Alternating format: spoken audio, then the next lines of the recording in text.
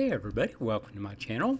This is Deep Cuts Reactions and my name's Greg, and I went down a rabbit hole last night of the faces, so I'm just kind of going down the rabbit hole here on the channel.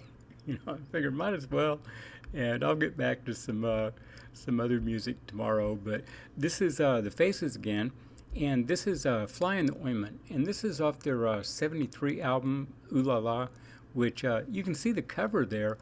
And on the original, album, when I bought it, there was this little thing on the top, part of the paper that you could push down, and the guy's eyes would go would go back and forth and stuff, and his mouth would open. It was really spiffy, But that was just one of those things about album art that, we don't have anymore unless they, do vinyl.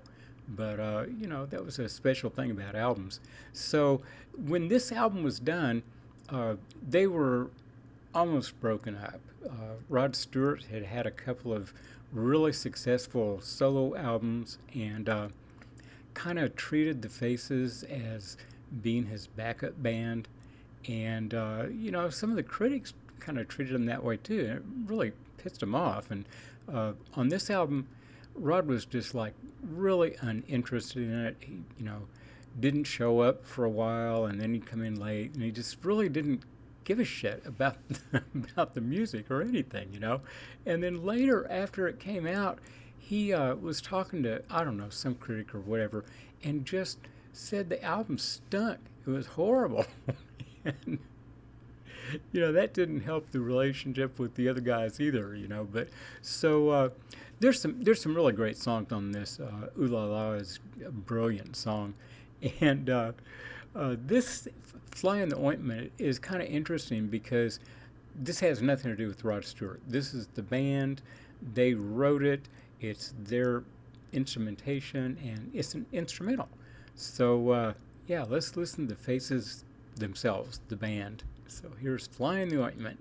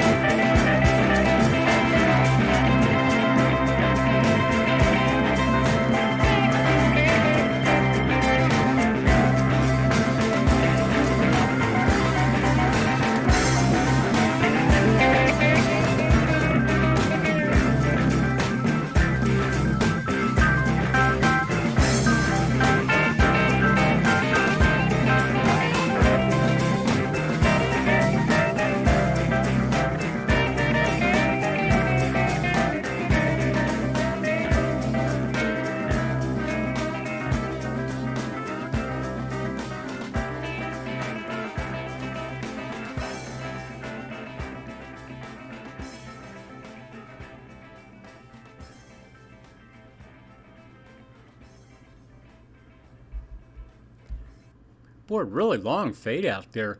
That was just great. I mean, every instrument on there was just brilliant. Ronnie Lane's bass playing on that is so cool. He's got his bass all fuzzed out and everything, and there was times where the keyboards were emulating what he was doing. I mean, the song was pretty simple, but its execution was just so killer. Uh, and then Ronnie Wood's guitar, of course. But I don't know. Like I say, the whole band was just so solid, and just basically passing the licks back and forth, and I don't know, is really well done. And thinking about it, I don't think I've heard that in the last 40 years.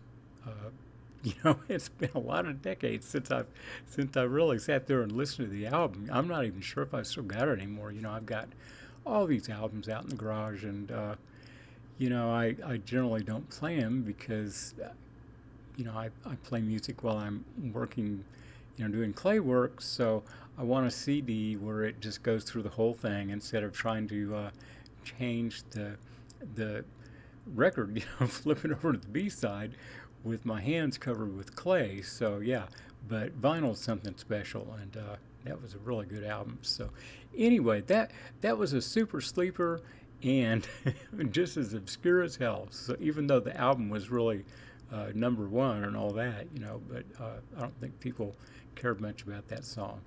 So anyway, I will be back tomorrow. So hit like, subscribe, and hit the notification bell, and we'll see you all then. Bye bye.